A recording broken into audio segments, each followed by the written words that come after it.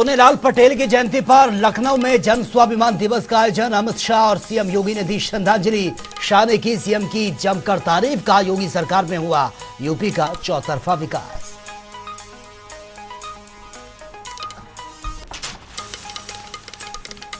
गोरखपुर दौरे पर मुख्यमंत्री योगी आदित्यनाथ। योगी ने आरोग्य मंदिर उप डाकघर की दी है सौगात। पोस्टमास्टर भवन का भी किया शिलान्यास। का 80 करोड़ के लोगों को मुफ्त राशन दिया जा रहा है।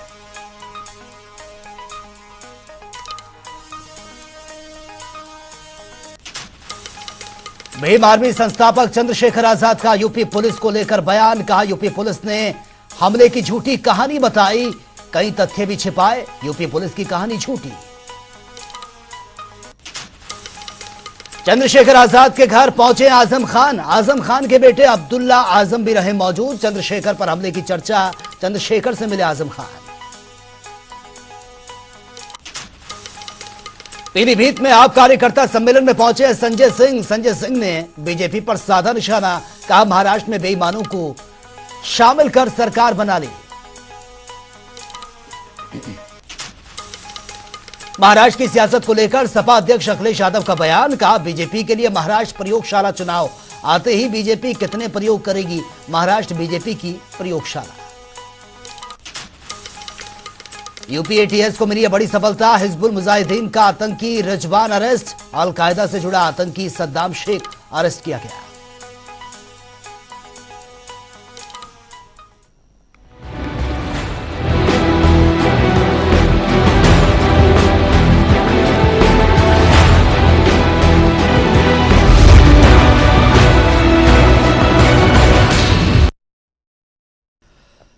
स्वागत है आपका अपना प्रदेश उत्तर प्रदेश में। मैं हूं आपके साथ सचिन चौहान। अपना दल के संस्थापक डॉक्टर सोनेलाल पटेल की जयंती पर इंदिरा गांधी प्रतिष्ठान में आयोजित समारोह में केंद्रीय गृह मंत्री अमित शाह और मुख्यमंत्री योगी आदित्यनाथ समेत कई दिग्गज शामिल हुए हैं। कार्यक्रम की अध्यक्षता खुद केंद्रीय मंत्री अनुप्रिया पटेल ने की है और इस दौरान बीजेपी ने अपने चुनावी शंखनाद भी ये कर दिया है। शाह ने कहा कि यूपी में योगी ने कानून व्यवस्था को ठीक कर दिया है। साथ ही योगी ने यह भी कहा कि बीजेपी सोनेवाल के सपने को पूरा करने का काम करेंगे।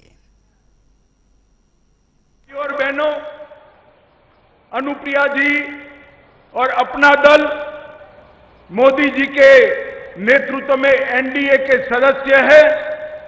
अनुप्रिया जी मोदी जी की मंत्रिपरिषद में मेरी साथी है और उत्तर प्रदेश में 4 चुनाव, 2 लोकसभा के और 2 विधानसभा के, चारों चुनाव अपना दल और भारतीय जनता पार्टी ने मिलकर लड़े हैं और मिलकर जीते हैं।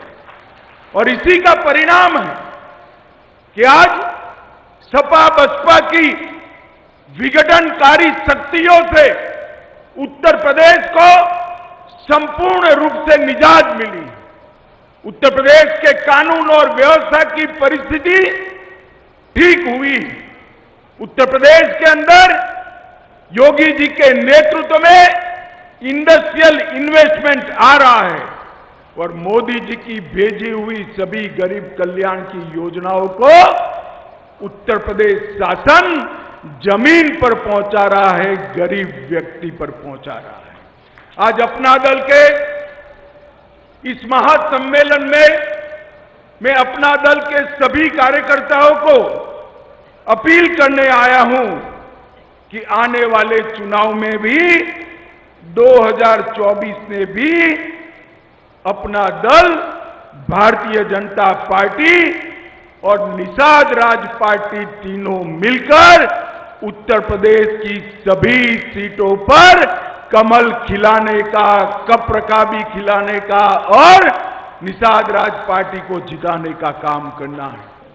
आज से 25 वर्ष 30 वर्ष पहले जिन मुद्दों को लेकर के डॉक्टर सोनेलाल पटेल जी ने संघर्ष किया था, जिसके लिए उन्होंने जीवन जिया था, उसका आज साकार रूप पिछले 9 वर्षों के अंदर आदरणीय प्रधानमंत्री श्री नरेंद्र मोदी जी के नेतृत्व में हम सबको देखने को मिल रहा है।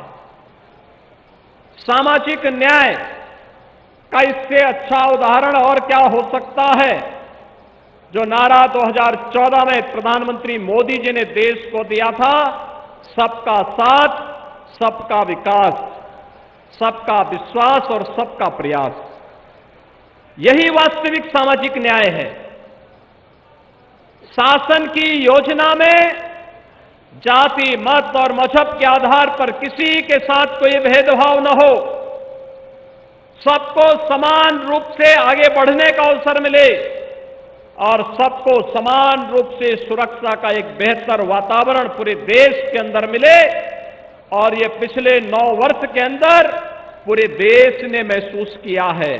इसको नारों में नहीं, हकीकत में जमीनी धरातल पर उन सभी योजनाओं का लाभ लेते हुए देश के कोटि कोटि लोगों के जीवन में हुआ परिवर्तन, यही सामाजिक न्याय की वास्तविक हकीकत आज देश के अंदर देखने को मिल रही है।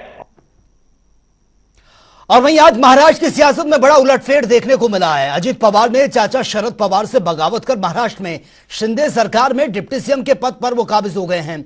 अजित की बगावत एनसीपी में अब तक की सबसे बड़ी बगावत है। अब इसकी बगावत के बाद विपक्षी एकता पर भी सवाल उठने लगा है। अब इसको लेकर अखिलेश ने भी अपनी प्रतिक्रिया दी है। जो महाराष्ट्र में हो रहा है और मध्य प्रदेश पहले प्रयोगशाला थी बीजेपी की, महाराष्ट्र उससे बड़ी प्रयोगशाला बन गई। आप देखना, लोकसभा का चुनाव आते आते देखना कितनी नए तरह के प्रयोग भारतीय जनता पार्टी करेगी, क्योंकि उसे सत्ता से बाहर नहीं जाना है, सत्ता में बने रहना। चाहे गरीब, किसान, वंचित, शोषित, पिछड़े, बहुजन, कहीं उनको स्थान न मिले, लेकिन उन्हें स्थान सत्ता का मिलना चाहिए। लगता है कि अजीत पवार बहुत दिनों से नाराज चल रहे थे और अजीत पवार जी चाहते थे कि भाई बीजेपी के साथ अपना गठबंधन होना चाहिए, लेकिन शरद पवार साहब ने नहीं माना और इसीलिए मतलब अजीत पवार ने जो निर्णय लिया है उसका मैं स्वागत करता हूं। उन्होंने डिप्टी सीएम पद की शपथ ली और उनके साथ 8 मंत्रियों ने भी शपथ ली है, तो एक बहुत बड़ा परिवर्तन मतलब महाराष्ट्र में हुआ है और एनसीपी को बहुत बड़ा धक्का मिला है, महाविकास आघाड़ी को बहुत बड़ा धक्का मिला है। तो ये निर्णय मतलब अजित पवार जी का बहुत सही निर्णय है। और वह यूनिफॉर्म सिविल कोड यानी कि यूसीसी को लेकर इन दिनों देश में सियासी पारा चढ़ा हुआ है। विभिन्न दलों के बाद अब बहुजन समाजवादी पार्टी ने भी यूसीसी को लेकर अपना रुख साफ कर दिया है। बीएसपी सुप्रीमो मायावती ने कहा कि उनकी पार्टी यूसीसी के विरोध में नहीं है, लेकिन संविधान इसे किसी पर भी थोपने का समर्थन वो नहीं करता है। और मायावती ने यह भी कहा कि यूसीसी लागू करने के बीजेपी के मॉडल पर बीएसपी असहमत है। बीजेपी को यूसीसी से जुड़े आयामों पर विचार करना चाहिए और इसके साथ ही बीजेपी पर यूसीसी के जरिए संकीर्ण मानसिकता की राजनीति करने का भी आरोप लगा दिया। क्योंकि संविधान की धारा 44 में तो समान सिविल संहिता बनाने का प्रयास तो वर्णित है, लेकिन इसे थोपने का नहीं। इसलिए इन सब बातों को खास ध्यान में रखकर ही तब फिर बीजेपी को देश में यूसीसी को लागू करने के लिए कोई कदम उठाना चाहिए था। इसके साथ ही यहाँ मैं ये भी कहना चाहूँगी कि हमारी पार्टी समान सिविल संहिता यानी कि यूसीसी को लागू करने के विरुद्ध नहीं है, बल्कि भाजपा व इनकी सरकार के इसको देश में लागू करने के तौर तरीकों से सहमत नहीं है। और वही राष्ट्रवादी कांग्रेस पार्टी यानी कि एनसीपी के नेता अजित पवार ने महाराष्ट्र के दूसरे उप मुख्यमंत्री के रूप में शपथ ली है, और जबकि एनसीपी के 8 अन्य नेताओं ने महाराष्ट्र के मंत्री के रूप में शपथ ली है, जिसको लेकर केशव प्रसाद ने भी अपनी प्रतिक्रिया दी है। देखिए, ये खुशी की बात है कि महाराष्ट्र के अंदर भारतीय जनता पार्टी जो और शिवसेना गठबंधन की सरकार थी, उसमें एनसीपी के दृष्टि से आज अजीत पवार जी अपने साथ बड़ी संख्या में विधायकों को लेकर के आए हैं। उनका भाजपा परिवार में स्वागत है। और 2024 का ये संदेश भी है कि 2024 जो हम लोग मानते थे कि हम लोग उत्तर प्रदेश में 80 की 80 सीटें जीतेंगे, अब मैं ये कह सकता हूं कि महाराष्ट्र दूसरा सबसे अधिक सांसद देने वाला राज्य है और वहाँ हम 48 की 48 लोकसभा सीटें जीत सकते हैं। और इस प्रकार से देश में 2014, 2019 से बहुत बड़ी विजय लोकसभा के चुनाव में माननीय प्रधानमंत्री श्री नरेंद्र मोदी जी को तीसरी बार देश का प्रधानमंत्री बनाने के लिए समर्थन दिखता एकदम स्पष्ट दिखाई दे रहा है। और मैं निश्चित तौर से आज जो फैसला श्री अजीत पवार जी ने, श्री छगन भुजबल जी ने और तमाम उनके जो साथियों ने लिया है और सरकार का हिस्सा बने, उनका सबका स्वागत है, बधाई है, मैं बधाई देता हूं। और सावन महीने का आगाज ये होने जा रहा है। सावन को लेकर भक्तों में खासा उत्साह भी साफ तौर पर देखने को मिलता है, लेकिन हम पूजा करते वक्त कई ऐसी त्रुटियां करते हैं कि उसका फल हमें नहीं मिलता। सावन महीने में भगवान भोलेनाथ की पूजा और सावन का महत्व पर वृंदावन के प्रसिद्ध भगवताचार्य काश्रीश नागेंद्र महाराज से जनता टीवी ने भी खास बातचीत की है, वो देख लेते हैं। सावन का महीना शुरू हो रहा है और उसको लेकर के भगवान भोलेनाथ को कैसे उसके भक्त प्रसन्न कर सकते हैं, क्या उनका उपाय है और सावन का महीना भगवान भोलेनाथ की पूजा के लिए क्यों खास माना जाता है, इस सब की जानकारी के लिए और इनका क्या पौराणिक महत्व है, क्या इतिहास है, क्या भगवान से जुड़ा इनका महत्व है, उसको लेकर के हम आज बात करने वाले हैं। हमारे साथ हैं वृंदावन के प्रमुख भागवताचार्य नागेंद्र महाराज जी। उनसे हम जानते हैं कि आखिर सावन के महीने का क्या महत्व है, भक्तों के लिए कितना लाभकारी और कितना फलदायी होता है सावन का महीने में भगवान भोलेनाथ की पूजा कैसे करनी होती है और उसके क्या तरीके होते हैं। तो आज हमारे साथ हैं, हम बात करते हैं। जी महाराज, स्वागत है जनता टीवी में। और आज आप बताएं कि सावन का जो महीना है अभी शुरू होने वाला है, तो उसको लेकर के किस तरह से भक्तों को पूजा करनी चाहिए और क्या उसकी विधि होती है। जी बिल्कुल। नमामि शमीशान निर्वाण रूपम विभुम व्यापकम ब्रह्म वेद स्वरूपम निजम निर्गुणम निर्विकल्पम निरीहम चिदाकाश माकाश वासम भजे हम। भोलेनाथ भगवान की जय। सर्वप्रथम जनता टीवी के सभी दर्शकों को भगवान शिव के पर्व दिवस श्रावण मास की हार्दिक बधाई, अनंत शुभकामनाएं। आज मैं आप सभी दर्शकों को बताना चाहूँगा कि श्रावण मास में भोलेनाथ का ये श्रावण मास है और इसमें क्या महत्व है उनकी पूजा करने से और किस प्रकार से उनकी पूजा की जाती है, मैं बताना चाहूँगा। श्रावण मास बहुत ही उत्तम है और इस बार का श्रावण मास तो और ही उत्तम है क्योंकि इस बार अधिक मासमी है, जिसे हम पुरुषोत्तम मास कहते हैं। शिव और विष्णु की एकता की बात यहाँ आएगी क्योंकि पुरुषोत्तम मास हो गया भगवान विष्णु का। जब नृसिंह देव भगवान ने रूप धारण किया था, हिरण्यकश्यपु का उद्धार किया था, उस समय 13वां मास वो पुरुषोत्तम मास भगवान का था और उसका संयोग श्रावण मास भगवान शिव के द्वारा आता है क्योंकि भगवान शिव परम वैष्णव हैं, परम भक्त हैं। और इस युति में जो भगवान शिव के साथ में विष्णु का भी अर्चन करता है तो उन्हें कई प्रकार का कई गुना फल मिलता है। बहुत ही उत्तम है यह संयोग, बहुत अच्छा है। और मैं बताना चाहूँगा आपके दर्शकों को कि शिव जी का ध्यान करने से, उनका वंदन करने से कई प्रकार के जो पाप इकट्ठे हो जाते हैं वो हमारे विनष्ट होते हैं, ये निश्चित है। इसीलिए शिव की आराधना अत्यंत आवश्यक मानी गई है और शिव आराधन करने से परमात्मा भगवान श्री विष्णु की भी आराधना हो जाती है और वो भी जल्दी प्रसन्न होते हैं। सावन के महीने में अगर भक्त भगवान भोलेनाथ को प्रसन्न करने के लिए पूजा करते हैं तो क्या उनके लिए ऐसा जो है वस्तु है जिससे भगवान बहुत जल्दी भक्तों को प्रसन्न हो जाते हैं, क्या विधि है उसकी? बिल्कुल सुरेश जी, मैं बताऊंगा आपको। आपके टीवी के माध्यम से भगवान भोलेनाथ का नाम यही है आशुतोष। आशु शीघ्रम तुष्यति आशुतोषः, जो शीघ्र प्रसन्न होने वाले हैं। षोडशोपचार पूजन होता है, राजोपचार भी पूजन होता है। जिसकी जैसी सामर्थ्य है, भगवान की जिस प्रकार से भावना के साथ जो शिव जी की पूजा करता है तो भगवान उसी माध्यम से प्रसन्न हो जाते हैं।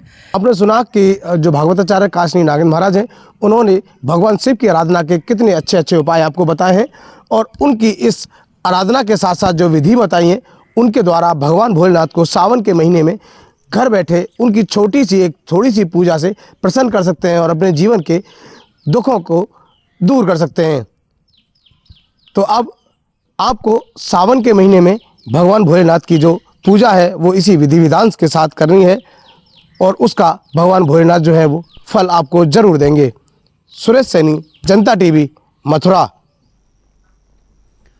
और शहर में गाड़ियों की चोरियों को लेकर नोएडा की पुलिस कमिश्नर्स की हिदायत पर अमल करते हुए पुलिस टीम ने सर्च ऑपरेशन चलाया। इस दौरान पुलिस ने दोपहिया वाहन चुराने वाले गैंग के 6 लोगों को गिरफ्तार किया है और उनकी निशानदेही पर हिंडन नदी के डूब क्षेत्र से 15 गाड़ियों को अपने कब्जे में भी लिया है। यह रिपोर्ट आप देखिए।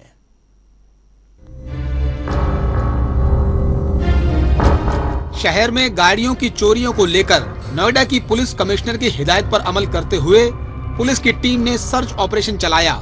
इस दौरान पुलिस ने दोपहिया वाहन चुराने वाले गैंग के 6 लोगों को गिरफ्तार कर लिया और उनकी निशानदेही पर हिंडन नदी के डूब क्षेत्र से 15 गाड़ियों को अपने कब्जे में कर लिया। चुराई गई गाड़ियों में 14 मोटरसाइकिलें और एक स्कूटी शामिल है। प्रेस वार्ता में सेंट्रल नोएडा के अतिरिक्त पुलिस उपायुक्त डॉक्टर राजीव दीक्षित ने विस्तार से बताया कि इस गैंग के लोग मास्टर चाबी के जरिए लॉक खोलकर गाड़ियां चुरा लेते थे। उन्होंने पकड़े गए लोगों की क्राइम हिस्ट्री का खुलासा किया कि ये लोग गौतम बुद्ध नगर और गाजियाबाद तक चोरी की वारदातों को अंजाम दे चुके हैं। हालांकि अभी तक गैंग का मुख्य सरगना बिट्टू पुलिस की गिरफ्त से बाहर है, जिसे पकड़ने की कवायद तेजी से चलाई जा रही है। पुलिस की टीम द्वारा जो है एक ऐसे चोरों डोरों का अभियान चलाया जा रहा था।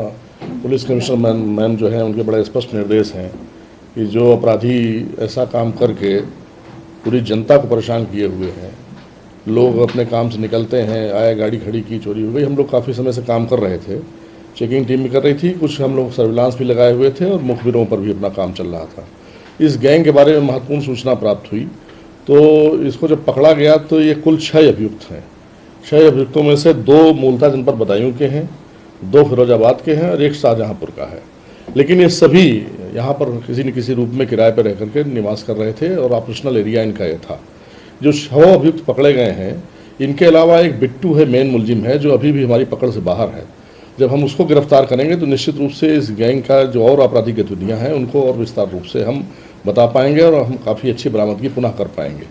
फिलहाल जो बरामदगी हुई है उसमें कुल चोरी की 14 मोटरसाइकिल बरामद हुई है, 1 स्कूटी बरामद हुई है और जो मॉडस ऑपरेंडाई थी इनकी, ये मास्टर की रखते थे, जो मास्टर की अभी आपके समक्ष आपको दिखाई गई है, इसके माध्यम से ये उसका लॉक तोड़ करके और चुराया करते थे। ये 6 तो कुल चेकिंग के दौरान इनके कब्जे से बरामद हुई। जो और थी वो जो आपका हिंडन नदी का जो डूब क्षेत्र है पुस्ते के पास, वहाँ झाड़ियों के पास इन्होंने छिपा कर रखा हुआ था, वो बरामद की गई गाड़ियाँ। जो अब तक इनका आपराधिक इतिहास देखा गया है, किसी भी के खिलाफ जो है कोई मुकदमे ऐसा नहीं है कि किसी के खिलाफ मुकदमा ना हो। पहले तो हमारा प्रयास ये होगा कि इस गैंग के जो भी सदस्य, जैसा हमने आपसे पहले कहा कि जो सरगना है वो नहीं पकड़ा गया है, अब जब वो पकड़ पाने हम कामयाब होंगे तो गैंग के अन्य सदस्यों के बारे में हमें जानकारी मिलेगी। जब तक हम इसके पूरे गैंग का पर्दाफाश नहीं कर देंगे और उसे अपने रडार पर नहीं ले आएंगे, उसके बाद फिर पूरे गैंग के खिलाफ जो नियमानुसार विधिक कार्रवाई की जाएगी। गैंगस्टर का 14 का जो प्रोविजन है, ऐसे आपराधिक कृत्यों से अर्जित की गई जो अवैध संपत्ति है उसको सम्यक रूप से चिन्हांकन करके उसके जब्तीकरण की कार्रवाई भी नियमानुसार सुनिश्चित की जाएगी और ऐसे अपराधियों के विरुद्ध ये अभियान गौतम बुद्ध नगर में निरंतर।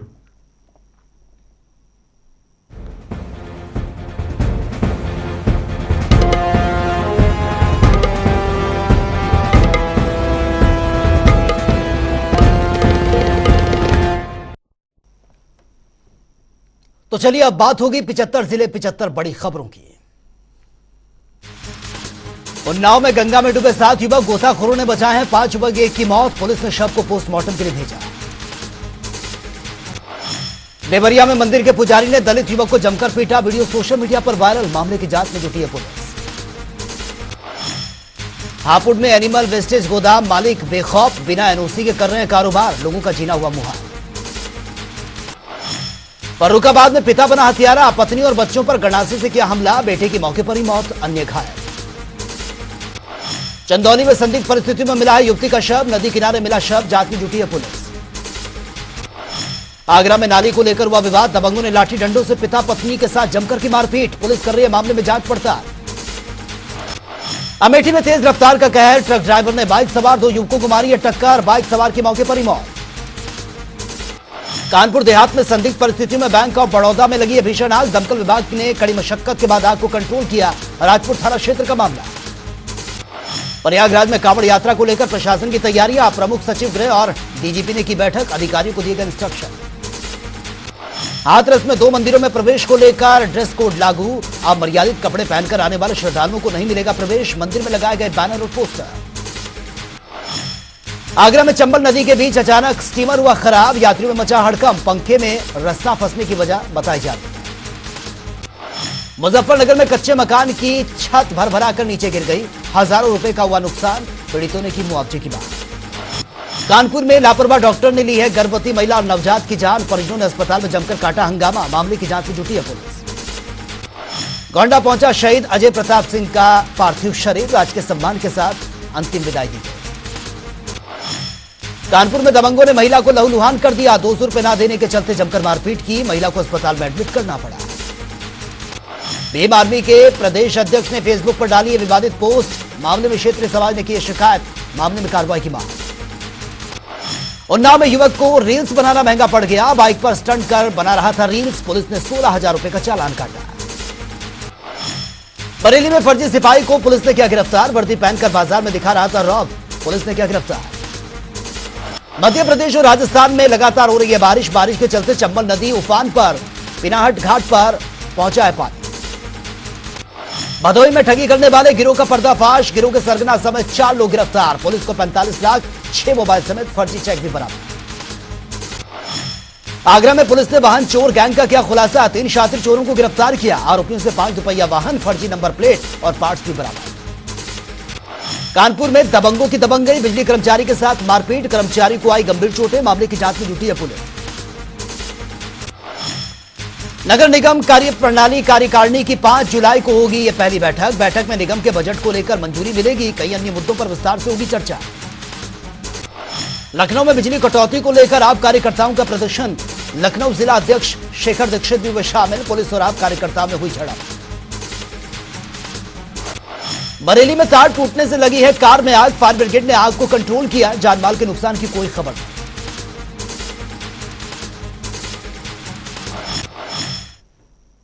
तो फिलहाल इस बुलेटिन में मेरे साथ इतना ही, लेकिन तमाम खबरों के लिए आप बने रहिए जनता टीवी के साथ। नमस्कार।